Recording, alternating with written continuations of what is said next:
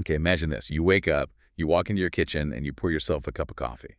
It's a ritual, you know. You've done it 1,000 times. Sure. The steam rises, you take that first sip, and then just slam.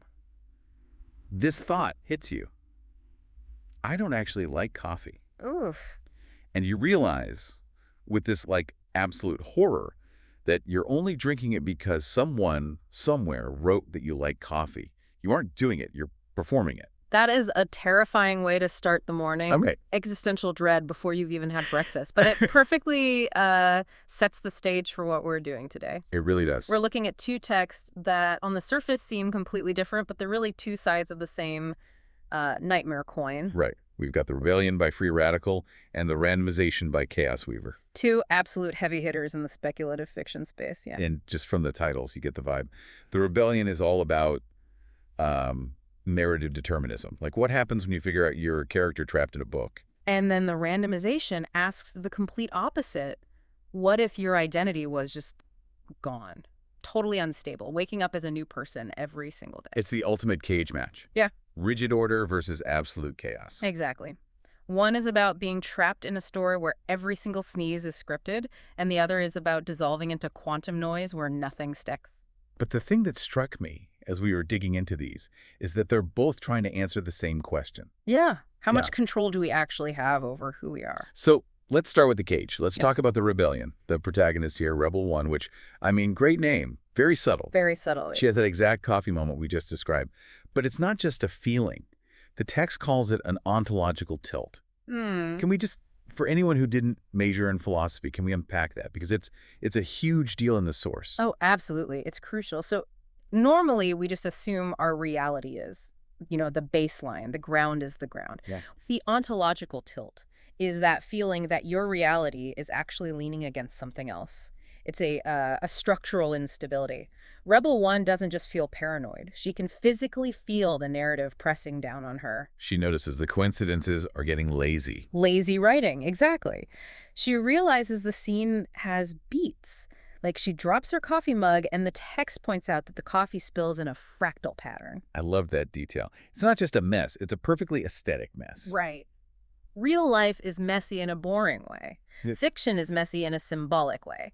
And she sees that spill and she realizes it's visual shorthand. It's the author Max and Claude, they're called, just adding a bit of flavor. And that's what breaks her. She tries to stop the narration. She literally shouts, "I refuse to be a character." But the kicker is, even her refusal feels scripted. That's the horror of it. Characters in crisis, what do they always do? They run. So she runs. She can't stop participating in the plot, even when she's aware of it. It's like being on a roller coaster. Yeah. You can scream all you want, but the plot is already taking you down the hill. Exactly. So she finds others who've awakened, and the place they meet, I have to say, it is so on the nose that it kind of circles back to being brilliant. An abandoned warehouse. Of course. Where else does a resistance meet? And she calls it out. She asks, why here?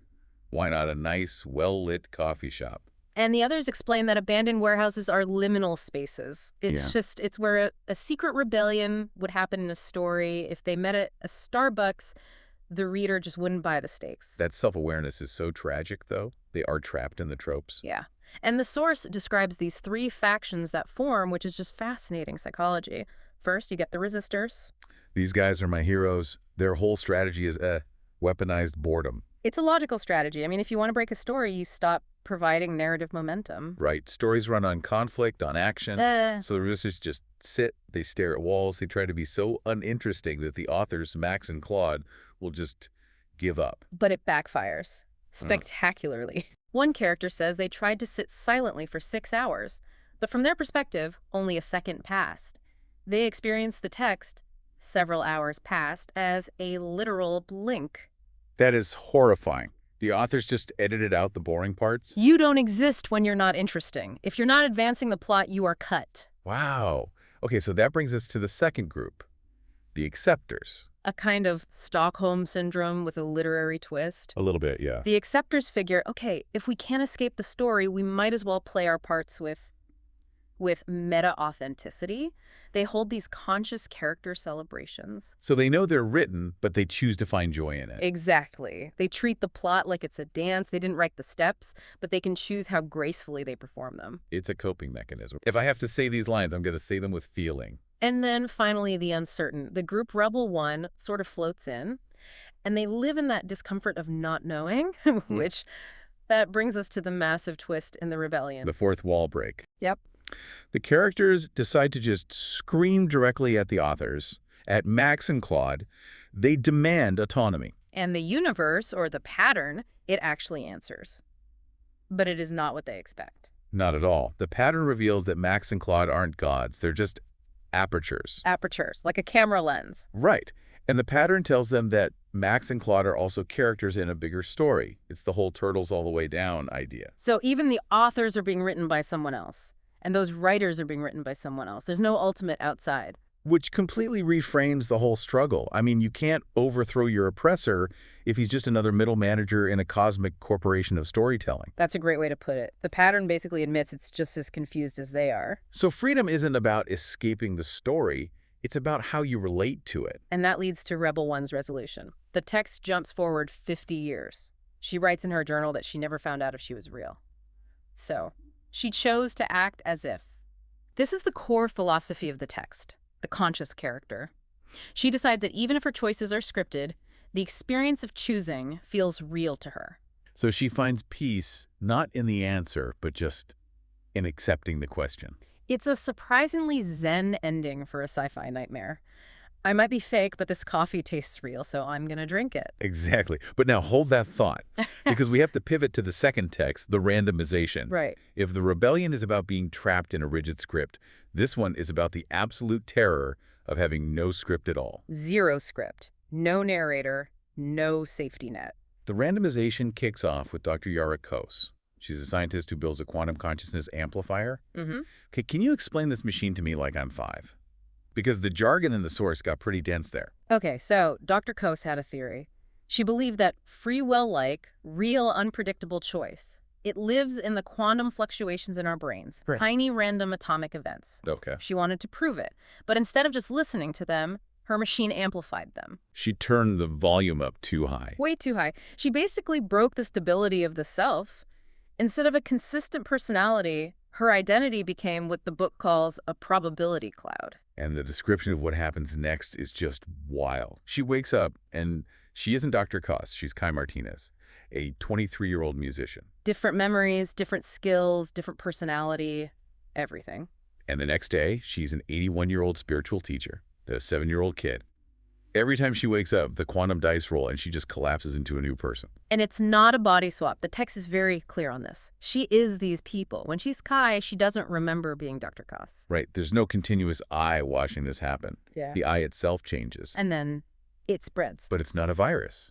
It's entanglement. Empathy-based quantum entanglement. If you interact deeply with a randomized person, if you really try to understand them, your own consciousness gets entangled with theirs, and the chaos spreads. And within 10 years, billions of people are waking up as strangers to themselves. The world building here is so fascinating. Like, how do you have a relationship? You say, I love you, but the person you said it to might be a totally different person tomorrow. They develop this philosophy of loving the flux. You don't commit to a person, you commit to the variation. Right. The source talks about art galleries where the paintings rearrange themselves every time you blink.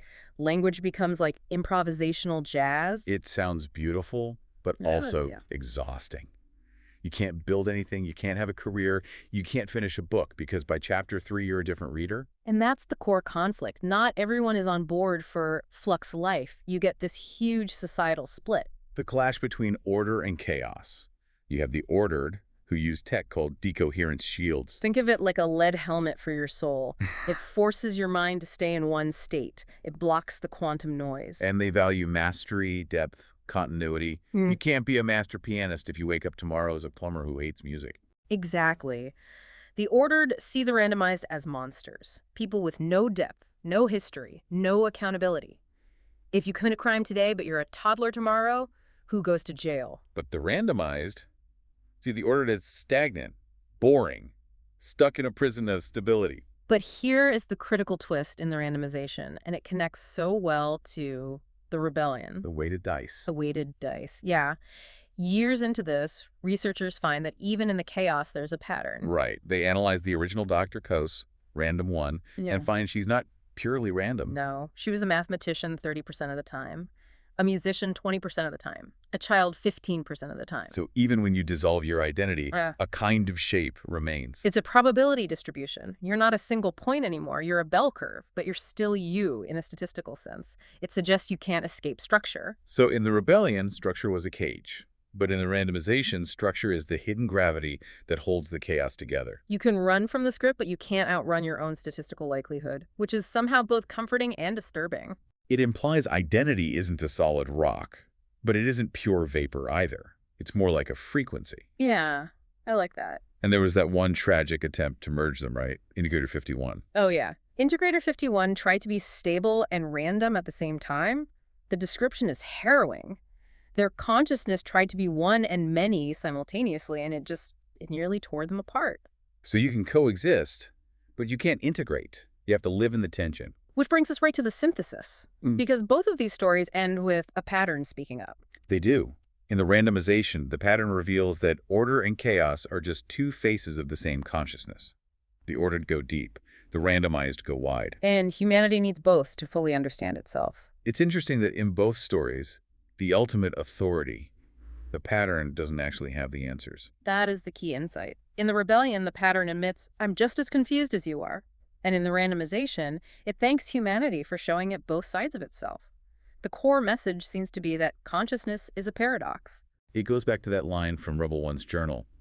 I never found out if I was real, but I'm comfortable with not knowing. And Random One says something very similar. She calls herself honest chaos. Whether you're trapped in a script or dissolving into noise, the only undeniable truth is the experience of being aware. It's like, I think, therefore I am, but upgraded to, I experience, therefore something is happening. Exactly. The sources suggest we're all, in a way, acting as if. We act as if we have free will. We act as if our identity is stable. The ordered pretend the chaos isn't there. The randomized pretend the structure isn't there. But the reality is the messy middle. The reality is the hyphen between order and chaos. It's the tension. So let's bring this back for our listener. Most of us aren't realizing we're in a novel and hopefully not waking up as 19th century chimney sweeps tomorrow. What's the practical takeaway? I think it's a lesson in what philosophers call epistemic humility. We spend so much time agonizing over whether we're making the right choices or if we're really in control. We obsess over our narrative, Am I on the right path? And the rebellion says, maybe the story isn't yours to write. And the randomization says, maybe there is no story at all, just a series of moments. That sounds, I don't know, a little depressing at first. Like, why bother if I'm not writing the story? I see it as liberating. If you're not the sole author, it takes the pressure off. Rebel One found meaning in being a conscious character. Her joy was scripted, but it felt real to her, and that was enough. So it's about participating in the mystery. Right. We might all be characters in a story we can't see. Or we might be quantum events pretending to be people, but the coffee still tastes like coffee. Even if you only drink it because it's in the script. Or because you woke up as a coffee drinker today. Touché. It really makes you examine your own life, though. Yeah. Your habits, your job. How much of you is just narrative inertia? You do it because you've always done it. That's your script. And how much is just random circumstance? Where you were born, who you met by chance. That's the chaos. And if you stripped all that away, the script, the habits, the luck, what would be left? Is there a core you underneath it all? That's the million-dollar question the randomization suggests. Yeah, maybe. Remember the weighted dice? Even in chaos, there was a distribution curve. A tendency. A tendency. I like that. Maybe that's what a soul is. Not a fixed rock, but a tendency. A gravity. So you're not a noun, you're a verb. You're a direction. Exactly. You are the direction the dice tend to land. Well, I'm going to leave our listener with a question that might ruin their day, or I don't know, make it better. If you woke up tomorrow as a completely different person, different memories, different face, would you still be you, or are you just the story you tell yourself? It's a question that doesn't have an answer, but asking it might just wake you up a little bit. And maybe that's the first step to your own little rebellion. Thanks for diving deep with us today. See you in the next Chronicle.